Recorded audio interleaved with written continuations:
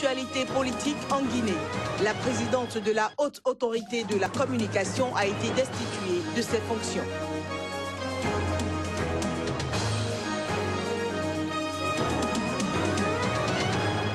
Troisième édition du trophée Femmes battantes au Mali. 10 femmes ont été primées par les femmes de la presse.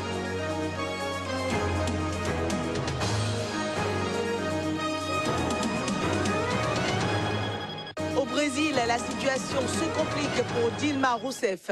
L'Ordre des avocats du Brésil demande lui aussi sa destitution.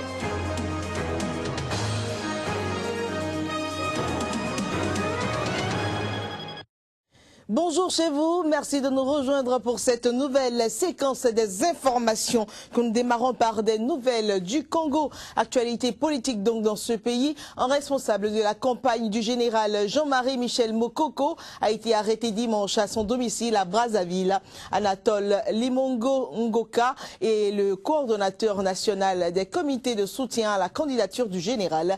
Il est détenu à la direction générale de la sécurité du territoire, un service de police ayant entendu à plusieurs reprises le général Mokoko pour une affaire de documents vidéo semblant le mettre en cause dans une apparente tentative de coup d'État il y a de cela plusieurs années. En République démocratique du Congo, 14 postes de gouverneurs de nouvelles provinces ont été raflés par la majorité présidentielle. C'est ce qui ressort des résultats provisoires publiés samedi par le président de la Commission électorale nationale indépendante. Les précisions. Alors que la majorité présidentielle a gagné dans 14 provinces, les indépendants en ont pris la direction de 5 nouvelles. Ces résultats concernent 20 des 21 nouvelles provinces. Après publication, ils sont transmis, d'après le président de la CENI, Corneille Nangaa, au cours d'appel pour le traitement du contentieux éventuel et ensuite la proclamation des résultats définitifs. Dans la province du Sud Ubangui, au nord-ouest, l'élection du gouverneur n'a pas été organisée conformément à une décision de justice. Quant au nord Ubangui, la candidate de la majorité est contrainte à un second tour dans les 3 jours. Pour le sénateur Jacques Joly, du mouvement de libération du Congo de l'ancien vice-président Jean-Pierre Bemba, détenu à la Cour pénale internationale, c'est un recul démocratique, car la majorité a imposé des listes uniques dans certaines provinces à coups de menaces, violences et achats de conscience. Le passage d'une organisation administrative de la RDC de 11 à 26 provinces est prévu par la Constitution de 2006, mais cette règle n'a jamais été mise en application. 6 provinces ont été éclatées en 21 nouvelles entités, 5 des provinces existantes devant rester les mêmes. L'opposition voit à travers ce processus coûteux une manœuvre du président congolais Joseph Kabila de se maintenir au pouvoir alors que la Constitution lui interdit de se représenter. Du côté du gouvernement, la réforme est présentée comme un moyen de rapprocher l'administration du peuple et favoriser ainsi le développement dans les coins reculés du pays. Le Parlement nigérien a un tout nouveau président, son nom Husseini Tini. Membre du parti au pouvoir, son élection s'est déroulée en l'absence des députés de l'opposition qui boudent les institutions issues du précédent scrutin. Le point avec notre correspondant au Niger, Abdul Karim Mahamadou. Voici le nouveau président de l'Assemblée nationale du Niger, Husseini Tini du Parti nigérien pour la démocratie et le socialisme, le PNDS Tarayya, parti du président Issoufou Mahamadou. Économiste de formation, natif de Dosso, Husseini Tini était jusque-là un inconnu du cercle qui constitue l'establishment du parti.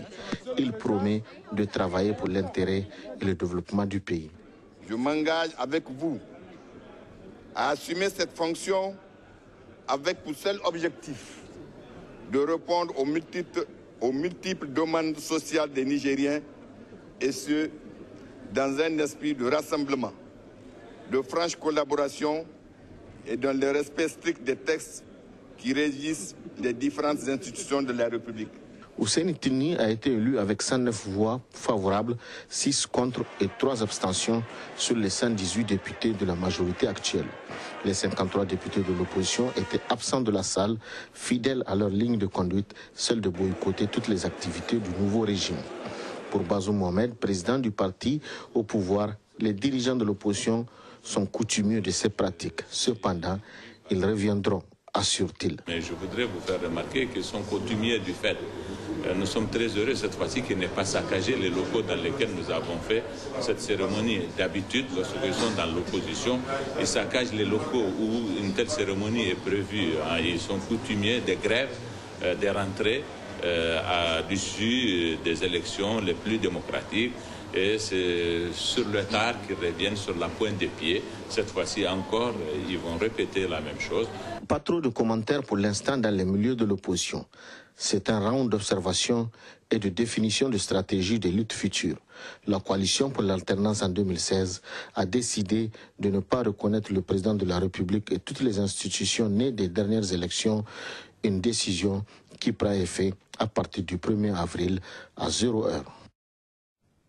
En Guinée-Conakry, 9 commissaires sur les 11 qui composent la HAC, entendez la haute autorité de la communication, ont retiré leur confiance à Martine Condé. Elle perd son fauteuil de présidente de l'institution, mais reste commissaire à la HAC. Le doyen d'âge des commissaires, Abdou Rahimi Ba, devient de fait le président intérimaire. À Martine Condé, il est reproché de prendre des décisions unilatérales en violation de la loi. Aussi, les commissaires de la HAC disent avoir travaillé sans salaire depuis leur installation en mars 2015. L'intérim actuellement en cours devra donc prendre fin au bout de 30 jours, période à l'issue de laquelle une élection doit être organisée pour élire un nouveau ou une nouvelle présidente. Rendons-nous à présent au Nigeria pour dire que le Nigeria envisage d'envoyer une délégation à Yaoundé sous réserve de l'aval des autorités camerounaises pour y rencontrer une jeune kamikaze arrêtée vendredi. Cette dernière affirme être l'une des 276 lycéennes enlevées en avril 2014 à Chibok par les islamistes de Boko Haram. La délégation sera composée entre autres de parents de filles enlevées à Chibok pour vérifier si elle est effectivement une des lycéennes enlevées à Chibok. La jeune femme en question a été arrêtée avec une autre aspirante kamikaze. Elle portait chacune une ceinture de 12 kg d'explosifs. Pour mémoire, le 14 avril 2014, 276 jeunes filles avaient été enlevées par Boko Haram alors qu'elles se préparaient à passer des examens scolaires à Chibok dans l'état de Borno. 2 Maliens ayant activement participé à l'attaque djihadiste du 13 mars contre Grand Bassam en Côte d'Ivoire ont été donc arrêtés dans le nord du Mali. L'un des 2 suspects a été arrêté samedi à Gossi, à 185 km au sud de Gao. Il a reconnu avoir hébergé certains membres du commando à Abidjan et leur avoir fourni une aide logistique avant l'attaque. Le deuxième a été arrêté dans la nuit de vendredi à Goundam, localité située à 80 km de Tombouctou. Il a été donc identifié comme le chauffeur et bras droit du cerveau de l'attaque de Grand Bassam, Kunta Dalla, lui-même visé par un avis de recherche des autorités ivoiriennes. Restons donc au Mali pour parler cette fois-ci de la 3e édition du Trophée Femmes Battantes qui s'est donc tenue samedi dernier. 10 femmes évoluant dans des domaines réservés aux hommes ont donc été distinguées par les femmes professionnelles de la presse du Mali. Eh bien, les bénéficiaires ont pris l'engagement de poursuivre leur combat. L'émotion était au rendez-vous de la nuit du Trophée Femmes Battantes 2016.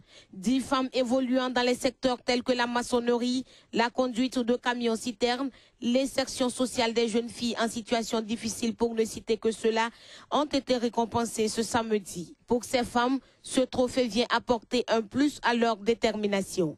Je ne compte pas du tout m'arrêter là. Parce que le fait même d'avoir ce trophée-là, ça me pousse à aller de l'avant, plus loin. Parce que ce trophée n'a pas d'égal pour moi. Et ce trophée m'a été décerné à un jour qui est le 26 mars, qui est un jour mémorable pour moi. Vraiment, je suis ravie. Très ravie et même surpris d'être parmi ces femmes battantes. Et je remercie également ces femmes de la presse écrite. Le trophée Femmes Battantes décerné chaque année à 10 femmes évoluant dans des secteurs jusque-là réservés aux hommes œuvre pour l'épanouissement des femmes au Mali. Notre vision seulement, c'est de faire connaître les femmes qui travaillent vraiment.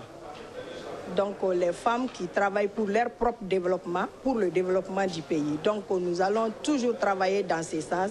Comme on n'a pas les moyens, donc notre seul moyen, c'est de les faire connaître. Et celles qui sont dans les difficultés, peut-être avec nos plumes, les caméras, nos micros, elles peuvent avoir des soutiens vraiment pour vraiment leur épanouissement. Notons que la nuit du trophée Femmes Battantes est organisée par les femmes professionnelles de la presse écrite du Mali qui ont pour slogan « Au bout de l'effort se trouve la récompense ».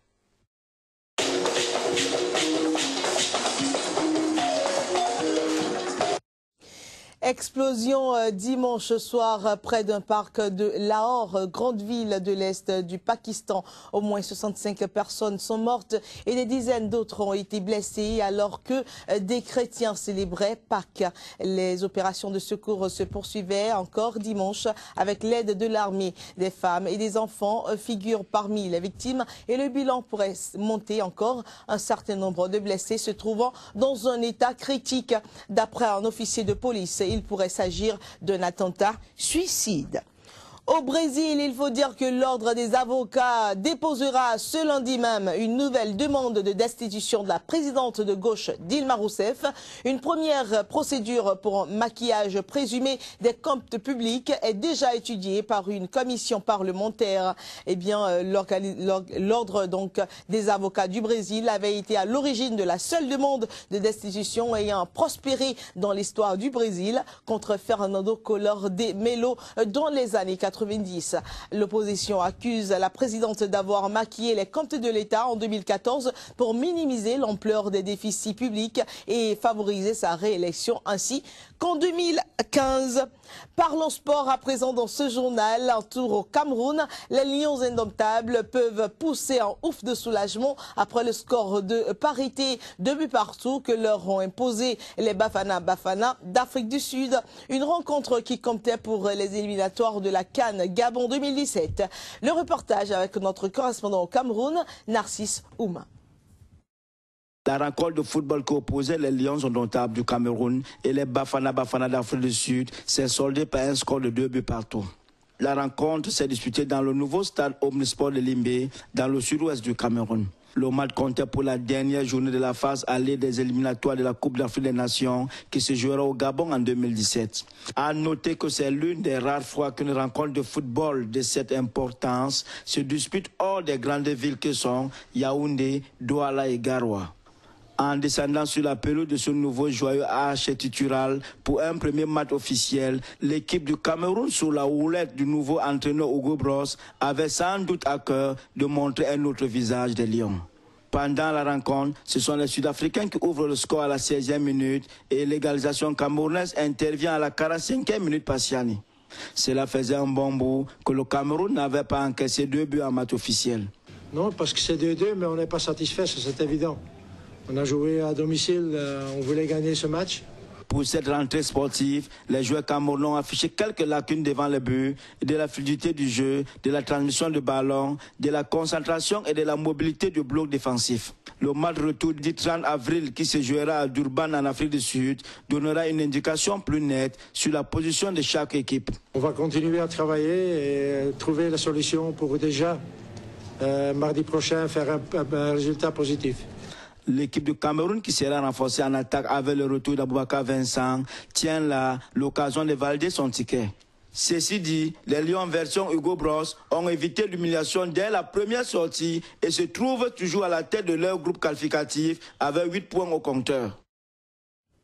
Et voilà, c'est sur ces belles images que nous allons clôturer cette édition, tout en disant en passant qu'il y a eu également du foot au Bénin hier. L'équipe nationale du Bénin, les Écureuils donc, ont remporté 4 buts à 1 face à l'équipe du Soudan du Sud. Merci d'avoir été des nôtres pour cette session d'information, mesdames et messieurs. Prenez soin de vous.